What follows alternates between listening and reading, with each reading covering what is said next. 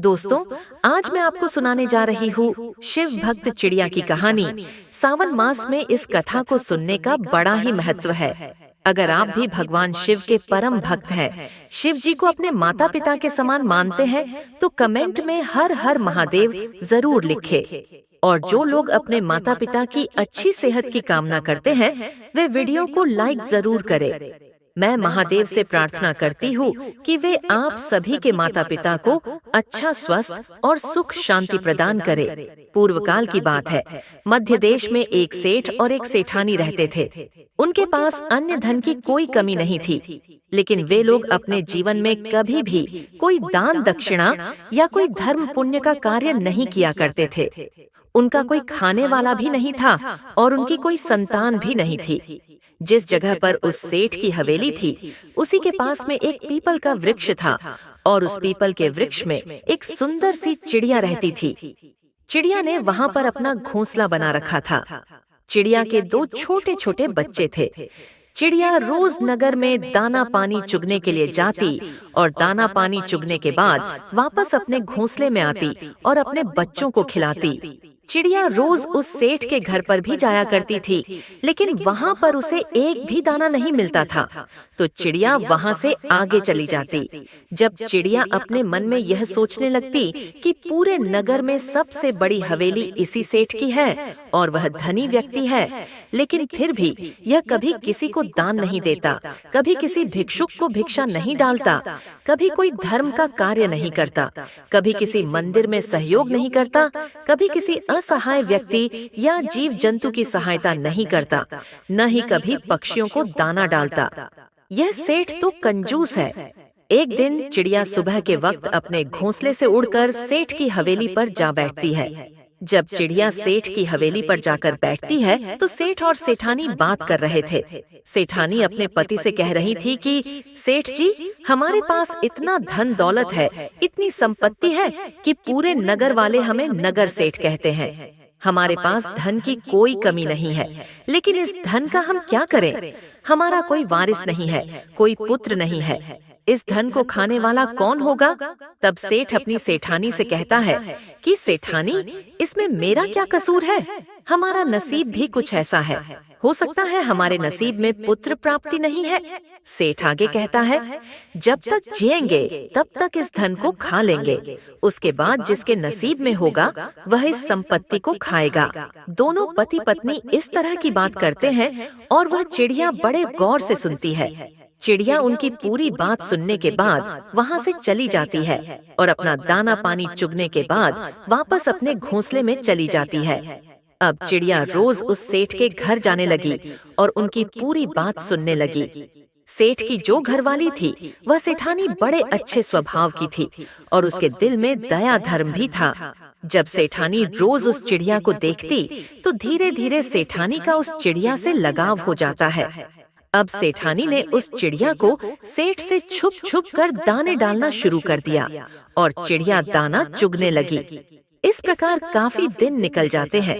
एक दिन चिड़िया मन में सोचने लगती है कि सेठानी बहुत अच्छी है, वह मुझे दाने भी खिलाती है, लेकिन उसके घर में पुत्र नहीं है। तब वह चिड़िया अपने मन में सोचने लगती है कि ऐसा क्या किया जाए जो इस सेठानी को पुत्र हो। चिड़िया सोचने लगती है कि एक औरत जब तक माँ नहीं बनती है, तब तक उसका औरत होना ही बेकार होता है। एक औरत का दुख दर्द एक औरत ही समझ सकती है। औरत का जीवन ही सफल तब होता है जब वह माँ बन जाती है। एक औरत को सबसे बड़ा सुख तब मिलता है जब वह माँ बनती है। यही सोचकर वह चिड़िया बड़ी दुखी हो जाती है और सोचने लगती है कि यह इतनी सीधी सादी सेठानी है, रोज मुझे दाना भी खिलाती है। ऐसा मैं क्या करूं जो इसके घर पुत्र जन्म ले और इनको पुत्र की प्राप्ति हो। फिर एक दिन चिड़िया के मन में आता है कि क्यों न मैं देवों के देव महादेव के पास जाऊं और उनसे इन सेठ सेठानी के लिए अर्जी करूं। यही सोचकर चिड़िया अपने पति से कहती है कि सुनिए जी, मैं कुछ दिनों के लिए कहीं जा रही हूँ, आप बच्चों का ख्याल रखना, उनको समय पर दाना पानी खिलाना। इतना कहकर चिड़िया अपने घोंसले से उड़ान लेती है। चिड़िया उड़ती हुई जाती है, रात दिन उड़ती रहती है, बड़ा परिश्रम करती है, भूखी प्यासी उड़ती रहती है और अंततः वह कैलाश पर्वत पर पहुंच जाती है, जहां पर महादेव और माता पार्वती रहते हैं। चिड़िया उड़ती हुई जाकर माता पार्वती के चरणों में पड़ जाती है और जैसे ही वह माता पार्वती के चरणों में पड़ती है, वह बेहोश हो जाती है। माता पार्वती चिड़िया को अपने हाथों में उठाती है और चिड़िया को होश में लाती है। वह चिड़िया से कहती है कि चिड़िया, तुम कहाँ से आई हो? हे पुत्री, तुम बड़ी परेशान दिख रही हो। तब चिड़िया माँ पार्वती से कहती है कि मैया, मैं बहुत दुखी हूँ और बड़ी दूर से आई हूँ। मैं अपने दुख के लिए दुखी नहीं हूँ, किसी और के दुख के लिए बड़ी दुखी हूँ। तब माँ पार्वती कहती है कि पुत्री, आप मुझे स्पष्ट बताइए, आखिर बात क्या है, खुलकर बताइए। तब चिड़िया कहती है कि मैया, जहाँ मैं रहती हूँ वहाँ पर एक सेठ और सेठानी रहते हैं। उनका कोई पुत्र नहीं है और वह सेठानी जी बड़ी भोली हैं। उनको एक पुत्र दे दीजिएगा।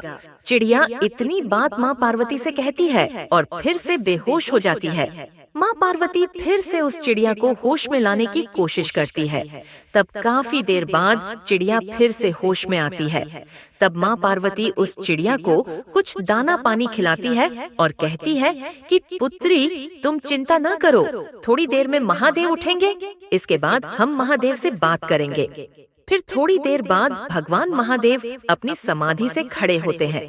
माता पार्वती चिड़िया को अपने हाथ में लेकर महादेव के पास जाती है और महादेव से कहती है कि प्रभु, माधव नगर में एक सेठ और सेठानी रहते हैं, क्या उनके नसीब में कोई पुत्र है या नहीं? तब महादेव ध्यान लगा करके देखते हैं और कहते हैं कि पार्वती, उनके नसीब में कोई पुत्र नहीं है। तब माँ पार्वती कहती है कि प्रभु, यदि उनके नसीब में पुत्र नहीं है तो आपको उन्हें पुत्र देना पड़ेगा। लेकिन वहाँ देव कहते हैं कि पार्वती, तुम जिद क्यों करती हो? उनके नसीब में कोई पुत्र नहीं है तो मैं उन्हें पुत्र कैसे दे सकता हूँ? लेकिन माँ पार्वती उनसे जिद करती है और कहती हैं कि यह चिड़िया बड़ी दूर से आई है और यह आशा करके आई है कि हम इसकी सहायता करेंगे। इसी आशा से यह भूखी प्यासी उड़ती हुई इतनी दूर से यहाँ तक आई है और हम इसको खाली हाथ यहाँ से नहीं भेज सकते हैं।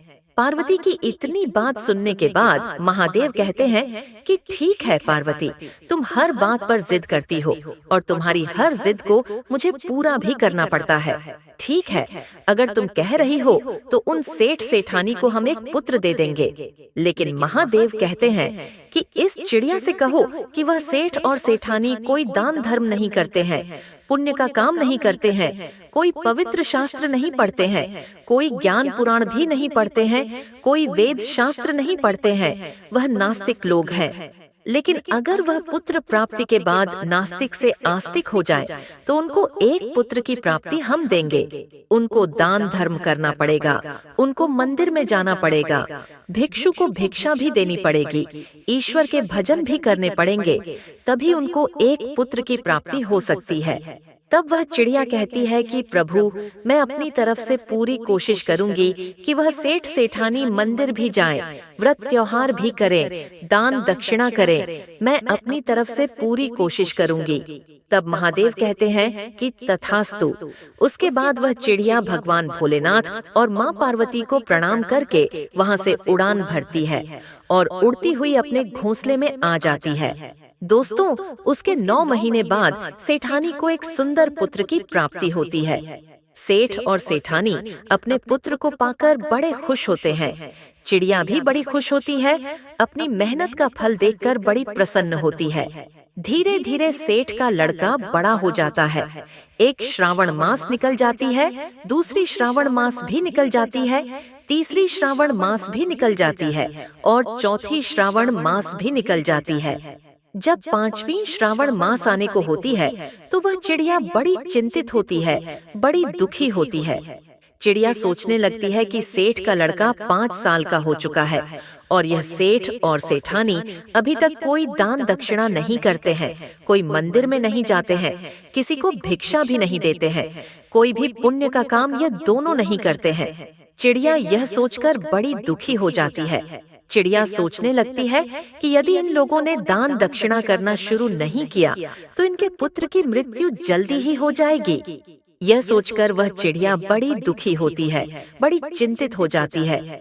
चिड़िया सोचने लगती है कि मैं सेठ और सेठानी से कहूँ तो कैसे कहूँ? मेरी भाषा तो यह समझ ही नहीं सकते, मेरे इशारे को भी यह नहीं समझ सकते। अब मैं करूँ तो क्या करूँ?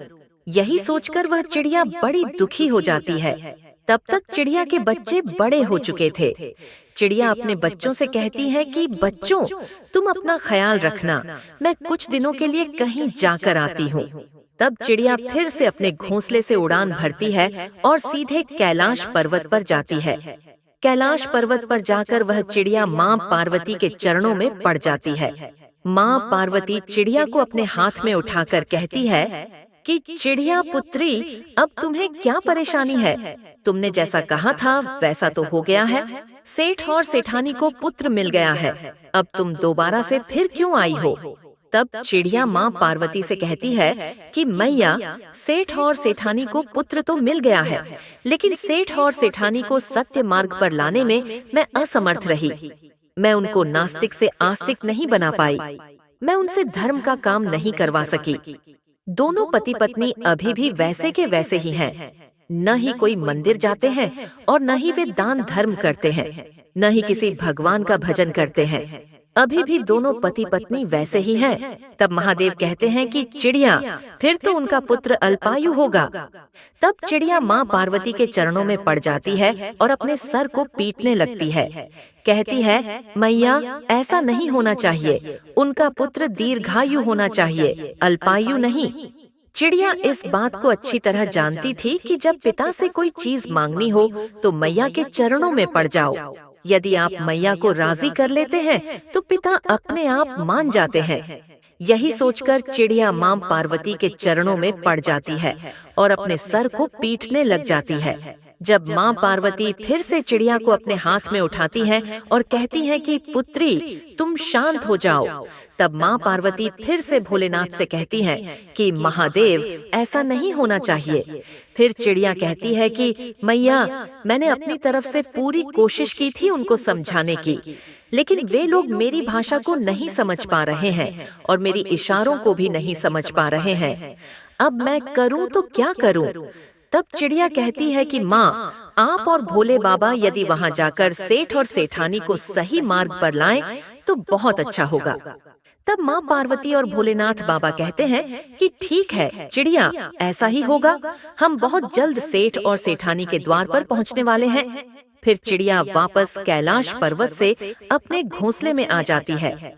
कुछ दिन बाद महादेव और पार्वती एक भिक्षु और एक साधु का रूप धारण करके उस सेठ और सेठानी के द्वार पर आते हैं और सेठानी से कहते हैं कि मैया, हमको बड़ी तेज भूख लगी है, आप हमको भोजन खिलाइए। यदि तुम लोग भोजन नहीं खिलाओगे तो हम तुम्हें शाप दे देंगे और तुम बर्बाद हो जाओगे। तब सेठानी हाथ जोड़कर कहती है कि बाबा, तुम हमें शाप मत देना, हम तुम्हें जरूर भोजन खिलाएंगे। तब सेठानी साधु के भेष में आए देव और पार्वती को अपने घर के अंदर ले जाती है और अच्छे अच्छे पकवान बनाकर उन्हें खिलाती है। वहीं उनका वह नन्हा सा पुत्र इधर उधर घूमता है। कभी वह महादेव और माँ पार्वती को रोटी ला कर देता तो कभी सब्जी ला कर देता, कभी कोई मिठाई ला कर देता। यह देखकर माता पार्वती बड़ी खुश होती है। माँ पार्वती सोचती है कि यह महादेवी का प्रसाद है, इसीलिए इतना चंचल है। जब सेठानी साधु के भेष में आए, माँ पार्वती और भगवान भोलेनाथ को भोजन करा देती है। उसके बाद महादेव और पार्वती उसके घर से जाने लगते हैं। तब सेठ और सेठानी दोनों आते हैं और हाथ जोड़कर कहते हैं कि बाबा, हमसे सेवा में कोई कमी रह गई हो तो हमें माफ कीजिएगा, लेकिन शाप मत दीजिएगा। तब महादेव कहते हैं कि सेठ सेठानी, ध्यान से सुनो, गलतियां तो तुमने बहुत की हैं और गलतियां करते ही जा रहे हो। यदि इसी तरह से तुम रहे तो तुम्हारे पुत्र पर घोर संकट आने वाला है और तुम्हारा पुत्र बहुत जल्द इस दुनिया से अलविदा हो जाएगा। तब सेठ और सेठानी साधु के भेष में आए भोलेनाथ के चरणों में गिर जाते हैं और कहते हैं कि बाबा, हमें कोई मार्ग बताइए, अब हम क्या कर सकते हैं? बुढ़ापे में जाकर तो हमें पुत्र प्राप्त हुआ है और इस पुत्र को हम खोना नहीं चाहते हैं। फिर देव कहते हैं कि खड़े हो जाओ और ध्यान से सुनो।